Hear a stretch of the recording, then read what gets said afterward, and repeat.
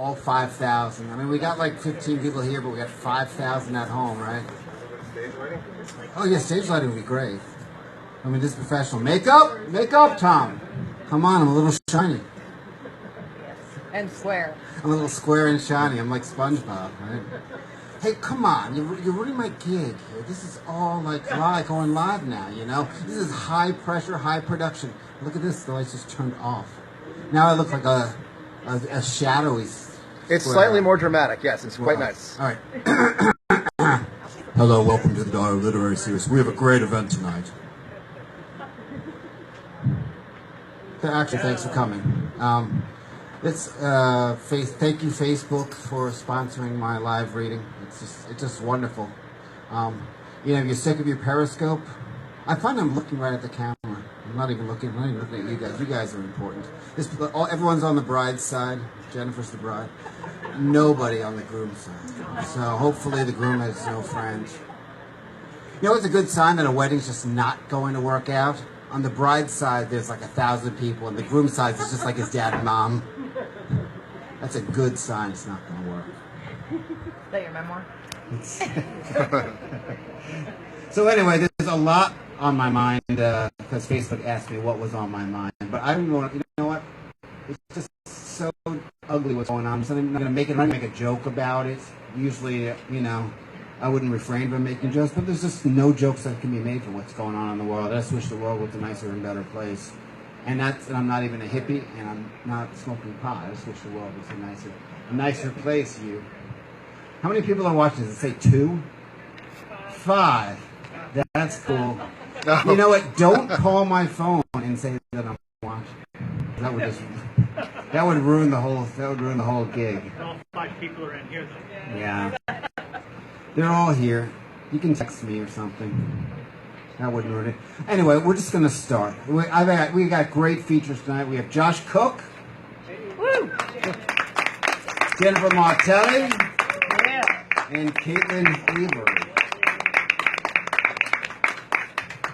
And books are available right here from all those folks. But if you're the 5 people at home, just go to Amazon. So I don't even care if it says like 4 people suddenly. If you're Tell on them to go to Amazon. portersquarebooks.com. Or portersquarebooks.com. And Josh will take care of you. Josh will sign copies of Caitlin's book and Jennifer's book if you go to portersquare.com. So first up, and this is going to be really, really cool since Josh is filming this, and I'm going to call him up to read. I'm going to do a phone transfer. It's going to be a smooth transition. Josh Cook is a writer and bookseller for Porter's Books in Cambridge, Mass. And let me tell you about Josh. I've actually worked with Josh for 12 years because he was the bookseller at the first Somerville News Writers Fest, True. representing Porter Square Books. And I'm going to get the piano to be quiet. See? I just did. And he was always there, and he was always like working for the company, and he was just, you know. And like 14 years ago, I mean, Dan back there, he was a young guy in his 70s. Look at him now. Dan's going to read it tonight a little bit later. How old are you, Dan? 89. Wow, we better hurry up with the features then.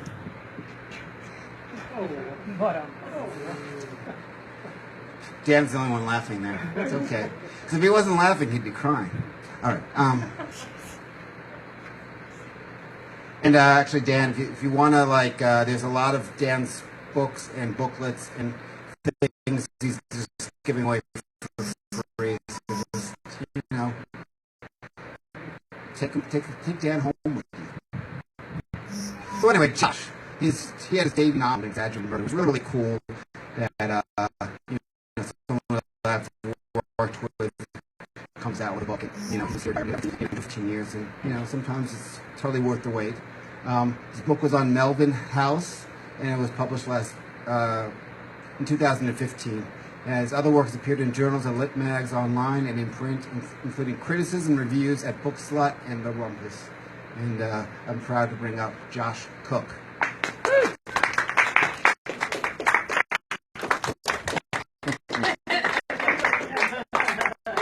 It's as smooth as if you never rehearsed it.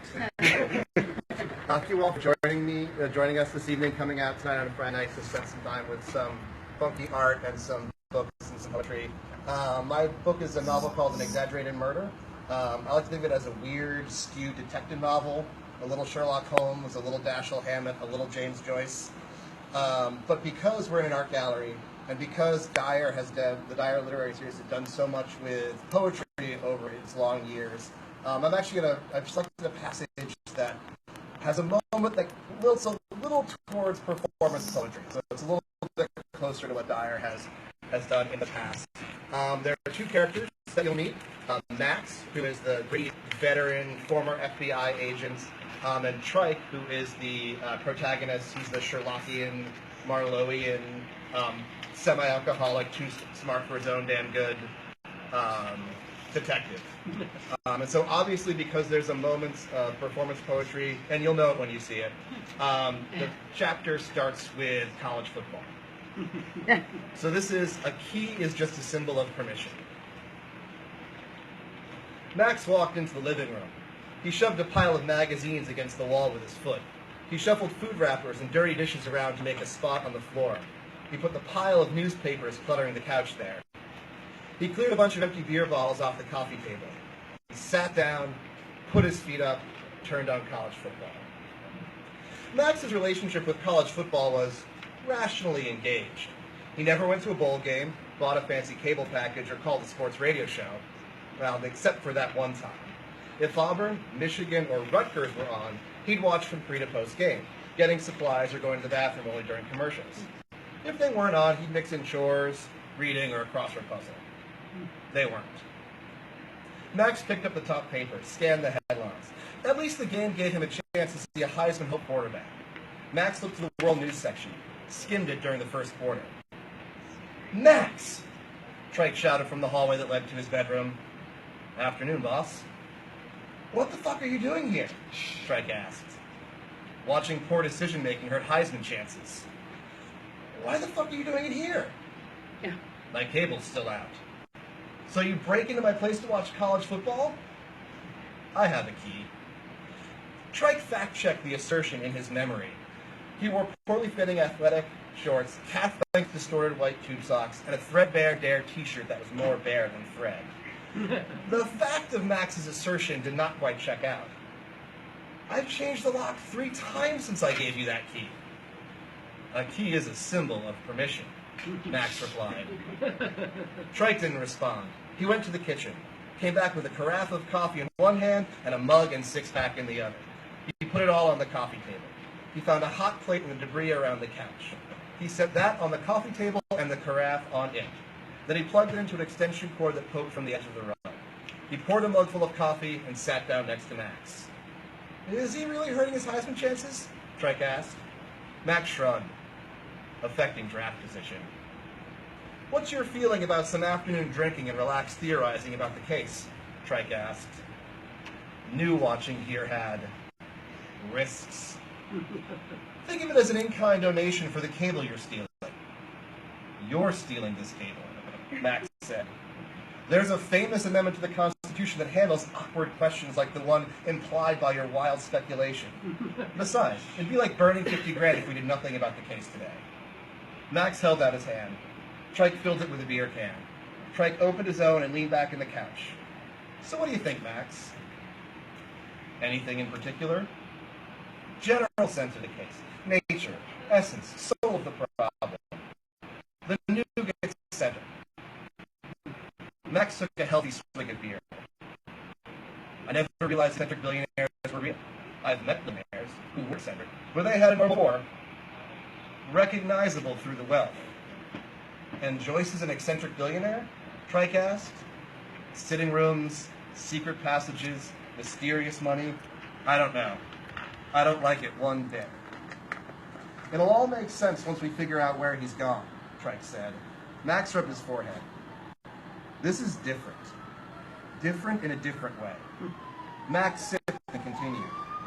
Working undercover in narcotics, I met some wealthy, insane people.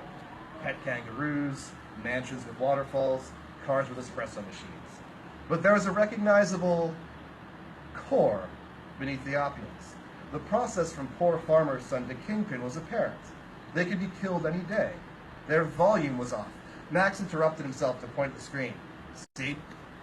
Didn't read the zone coverage. Guy underneath was wide open. What about the defensive end of the lane? Trike asked. Tackle was on him. Never get his hands up in time. A little hard on the guy, don't you think? Safety stepped forward like he was man on the snap, Trike argued. That is what separates Heisman hopefuls from Heisman winners. All right, I accept your argument, Trike conceded. They watched the next few plays without talking. Trike poured himself a second mug of coffee. So Joyce doesn't seem like a narco kingpin, Trike said. No. So that makes him an eccentric billionaire? It makes him unusual. Unusual is the word, Max. They watched the rest of the first half without speaking. Even with a miscue or two, the quarterback and his team were coasting to victory. Trike finished the coffee and unplugged the hot plate. They each finished a beer and got a second. When the teams ran to the locker room for halftime, only the fundamental doubts of existence remained. You must have some thoughts, Max said as commercials rolled. Trike sighed, took a big swig of beer, looked up at the ceiling, over the front door of the kitchen, down the coffee table, back to the television. Left himself dehydrated, something fierce. He took another big swig. I do not have some thoughts about this, Max. I have thousands of thoughts, knitting themselves into a sweat and vomit-smoked blanket of frustration. A bog of possibilities, a swamp of equally irrational solutions, an algae slick of suspicions hiding a tangled, rotting, neutrally buoyant morass of mundane detritus, solidified toxins, dead sea life, and wild speculation drawn from the fuzzy satellite photographs of this investigation. I am standing on a Victorian-era Central European train station, Sofia perhaps, poorly attired for the weather, on the busiest day of the century, clutching a ticket to Vienna that must be given to the worthiest traveler, and every person who passes me explains why they deserve the ticket without telling me what they plan to do once they arrive, while hovering above in the gap between up and down spins, a time-traveling super-alien magic cat judges me based on criteria revealed to the Judeo-Christian God of salvation and damnation, engendered from myth for the sole purpose of ferrying me to my deserved destination. And in the balance, one knows not what is at stake. On top of it all, my brain threads thin trails of spider silk of my efforts across the problem that never build into patterns, never made it long enough to be progress, never stabilized enough to be mistaken for temporary paths through the dark and noise-ridden fairy tale forest of this mystery, whose roots tangled into cells, imprisoning enchanted blooms, weaving divergent puzzles into being that makes opposed languages into offensive pigments, sprayed into impenetrable overlays over my most cherished childhood memories. Also, my accountant in New Jersey, who doesn't even pretend to love his wife anymore, can calculate the fates of would-be great leaders of the next generation, assigning life and death by carelessly filling out 1090 tax forms and telling his sooty professor cousin that getting the references in books never made anybody $1 million. And $1 million will keep mattering more than the references that make having language more than just an elaborate excuse for semaphore. Jesus Christ, boss. Warn a man next time. Sorry, I got caught up in the moments. Moments? Watching college football? There's a lot going on under the hood, Trike said, tapping his forehead. Amounting to? I don't know what the fuck is going on. Welcome to a crowded boat, Max said. I've never been in this boat. Max shrugged. Buffet's bad. Music's all right. Trike stood up, took a quick lap around the living room while guzzling a beer. He emptied the can and dropped it. He grabbed another and sat down next to Max. Here's the plan. You and your plans. We're going to spend the afternoon focused on college football. We still haven't settled our differences on zone blitzes in the college game. Then we'll part ways for the rest of the weekend to intensely ruminate on the evidence as it stands now, both feeling free to augment those ruminations with any research we feel is required to feed further rumination. And get a van, Max added. And get a van, Trike continued. On Monday, assuming Lola, as she suspected, has had to wait until then to acquire useful sewer maps, we will formally continue the investigation, incorporating insights we are sure to have over the course of the weekend, and then come up with our next steps. How's that sound? We're not watching Notre Dame. Deal. Heartbroken, but deal. I'm in. Pass me another beer. You got it, Max. Thank you all.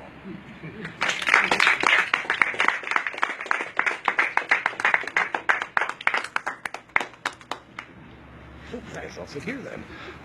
Josh Cook, everybody. Yeah.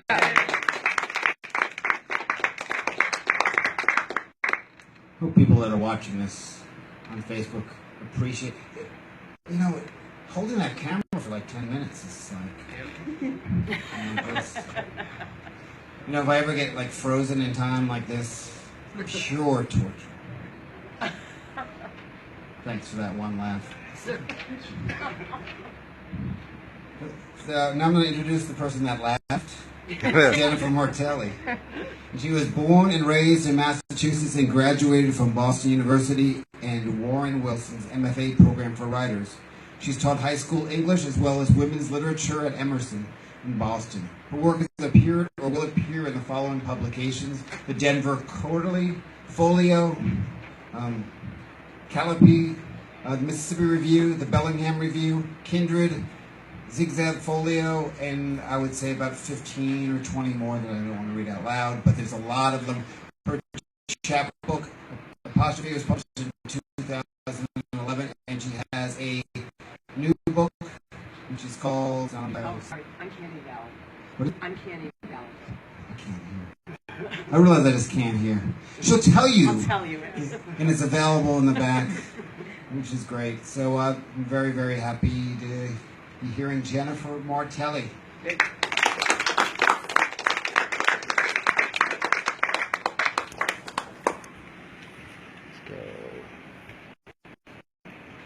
an old bio. The book is The Uncanny Valley. Can't believe you couldn't get that. So, I'm old. I have hard wax in my ears. So anyway, I love being here. So I was trying to pick out poems to read, and you know, it's like today was like such a disturbing day the past couple of days, and I realized the poems I picked out sound way more serious than I am. Oh no. In real life, but this is what I picked out. And then I was gonna say, you know, I'm not really a political poet or anything, and then I realized like I have all these poems that are very political. I'm like, maybe I am. Anyway, this is what I picked out. It seemed appropriate this afternoon. So, my first poem was written in response to an essay by Dennis Smith. He wrote an essay to white poets, and this was after the Ferguson debacle, and he had a line. I just want to read that. It says, "What frees you to write odes to the low country of America, to mention the trees?" And it was a very moving essay, and that was a very moving line. So my first poem was inspired by his essay, his beautiful, independent essay, which is just as important. The hand says, "I did not plant that tree. I did not heft the noose over its branch, test its weight. My brown eyes say, I did not see because it was so dark. I did not see that man lying on the sidewalk. My mouth forms the words, I'm not racist, or it is wrong. Something inside me is old. It is not from this country. Something inside me is new. It is American. It is my heart. My tongue says, this is the only language I know. My tongue says, this is the only language I know. My feet wonder, are we from the low country of America? I can smell the ocean from my backyard. My hair says, I look like everybody I ever grew up with. I look like everybody off the boat, from the old country. I could smell the ocean from over there too. Many people, mostly men, are angry at me. They say my new heart bleeds. The fist says, I am not burying anything with this shovel. I am planting a tree. There's an amazing artist, Carol Walker. She has these amazing installation pieces. And a few years back, I was down in New York at the Museum of Modern Art, and she had just done this installation. I'm going to get the order of the title wrong, but it's My Compliment, My Enemy, My Oppressor, My Love. You go in this big room, and these white walls, and it's all silhouettes, and they're very quaint and genteel, until you actually see what their silhouettes are. So it's like it's like this slow horror that sort of kind of overtakes you. It's very moving. She's amazing. This is called Silhouette. The first one happened fast. In ancient Greece, a man was about to leave for war, and he stood against the alabaster wall of his lover's courtyard at noon.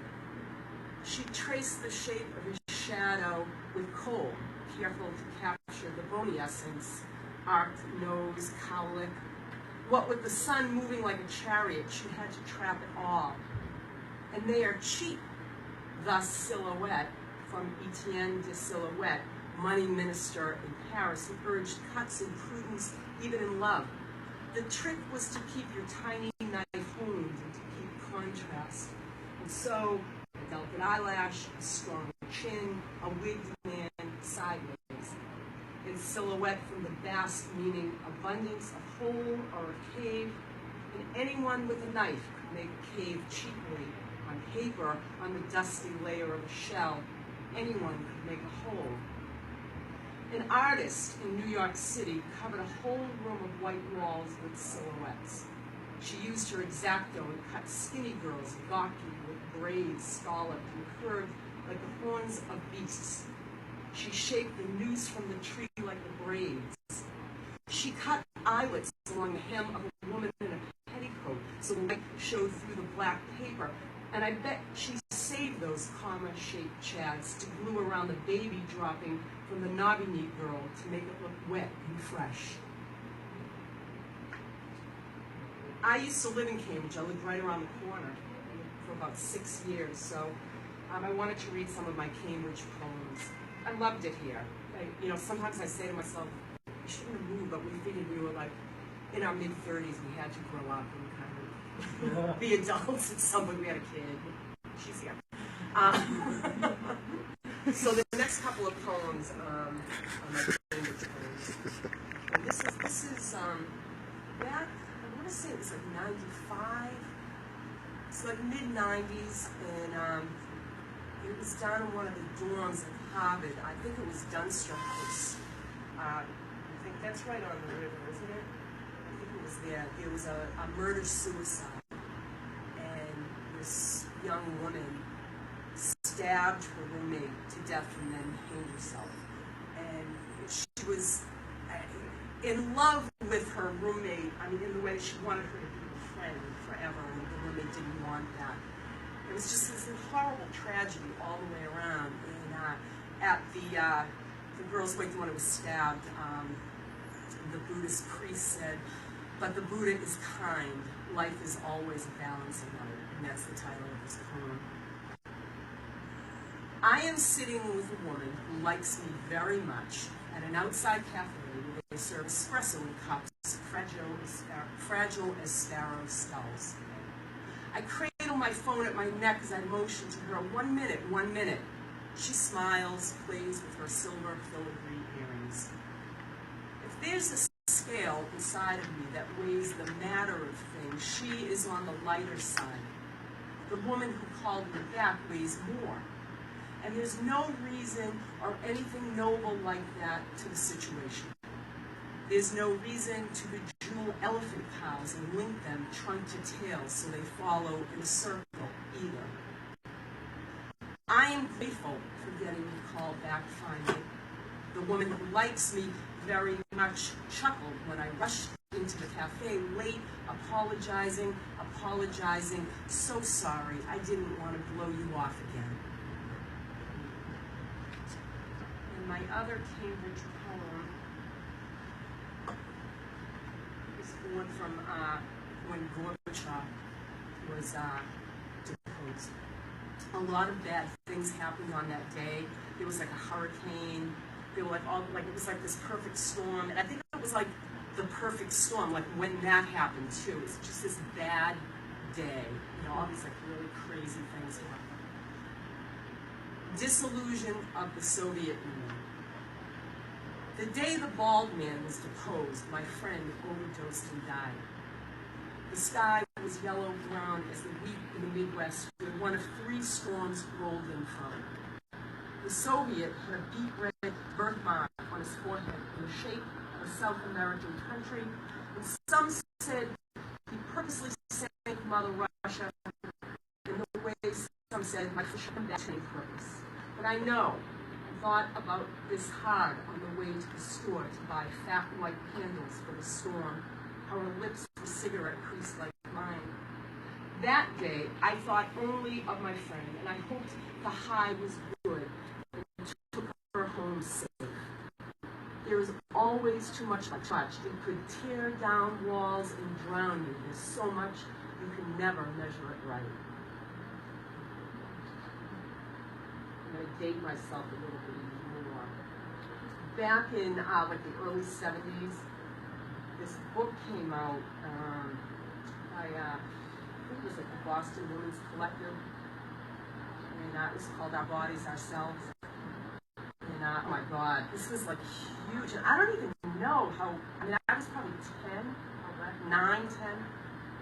And I don't know how I got my hands on a copy of one. It was fascinating. Like my friends and I would just read this, and it was like the most important book I ever read, you know. So, and I think they just stopped publishing it, if I'm correct. I don't think it's, I think there is a new one now. Okay, so that's great. It's still going on. But anyway, there was this picture in there, and it's called Picture of Botched Abortion. And I mean, it's just stark and horrible. And I found out the woman's name was Jerry Santoro, you know, which like, I could have grown up with somebody with that name. So, anyway, Picture of Botched Abortion. I never forgot about you, Jerry Santoro, you in that black and white photo in that book we all had when we were 10. I knew you were dead before I knew what an abortion was, before I knew it could be botched. I knew you were dead because of how still you were, tucked face down in the child's clothes in Balasana. I learned that years later in yoga class. Your blood, socked up in a rag, could have been any color, but I knew it was red, dark. I knew it then. I knew it hurt. You were on your knees. Plus, I bled out, but not all the way like you. Not on the linoleum, not by a floorboard, an extension cord, and a plug. I remembered you and my daughter, about 2, fell asleep mid-play in the child's pose. On the floor, your endless choices confounded me. I remember you again when I saw her spine in that quiet sea of scoliosis. I saw the bumps of your backbone too from above, like the photographer did, bent. Who would love her? Who would love her as I love her? I remember you, Jerry Santoro, and how quiet we girls grew each time we flipped a page and we saw your picture. Our friend J.D. Scrimger wrote an essay a year or so ago about wealth inequality, and he was talking, I think it was about Mitt Romney, and he was saying, even if Mitt Romney was unemployed, he'd still make $57,000 a day. But even if he had no job, like that's what he'd make a day. And I don't know how he figured this out, because he's a math person, that if 57,000 $1 bills fell from the sky, it would take 16 hours a day to pick them up. And then you'd have to do it again. I thought about this, but so this poem really should be dedicated to him. I talk about the curve of Bowery and Bleecker Streets, and that was where CBGB's was. They fall each day, think of it, dollar bills, just before dawn, from the trees that grow above the cloud cover. Lying on the curve of Bowery and Bleecker Streets, you come to and smell quaaludes crushed on a mirror with a bad credit card. The sky becomes thick, ready to ovulate, and 57,000 magic carpets form in the mist and walk down lower. Now you see the locked pyramids, the silvery desert of tombs, the hummingbird eagles twirling George Washingtons, all silver and green, silvery blue mint, fresh, ready to be rolled into a straw. You shake the bills off your shoulders, pick up your trash slide, stab down into the lows. Fill a pillow, sham again, swallow dry, swallow whole. My last poem is, I have to write down the list. I can't put little tabs because those little sticky things get me nervous and I'm like flipping through. So that's why I have my giant index pad. I went to school, grad school down in Swannanoa, North Carolina. And what I realized is I like to think of myself as somebody who, I'm just so open-minded. I have no prejudices, but I think I have a fear of the South. I'm afraid of the South, and I don't know why. I mean, so anyway, my last semester down there, I was pregnant. So this is a prose poem, and I'm a recovering smoker also, and you, at least, like every other poem in this book has some sort of smoking imagery, even if it's, like rolling papers of pen. So anyway, I think about it a lot. I thought about it a lot when I smoked, so it's still in my consciousness. Unfounded, ungrounded. Pregnant and out of cigarettes, I walked out of the reading, off campus, down the road to the convenience store. It was July in western North Carolina, and I was getting big. Cows grazed, girded by rank grasses, then a low wire fence, and beyond, the Smoky Mountains girded us all. The poems I'd been hearing made me mad. Besides, no kids pregnant in the South. The first dead snake lay about a yard away, belly up, not run over, just dead. And farther down, another, both reptiles dusted copper red, and I thought, snakes won't go where people go. But there were no people here, halfway between poetry and cigarettes. And I thought, it's too hot to eat for snakes. And I remembered my mother's warning, be careful, you'll be in the South, you know. And then the grass on my left swayed like a wave, but not so afraid they'd raise their heads and stop chewing. I was cumbersome, dopey with the heat, too big to run the same distance to the school or the store, so I stooped, grunting, to pick up a stick as long as the dead snakes. All the way down the street, I whacked it on the ground,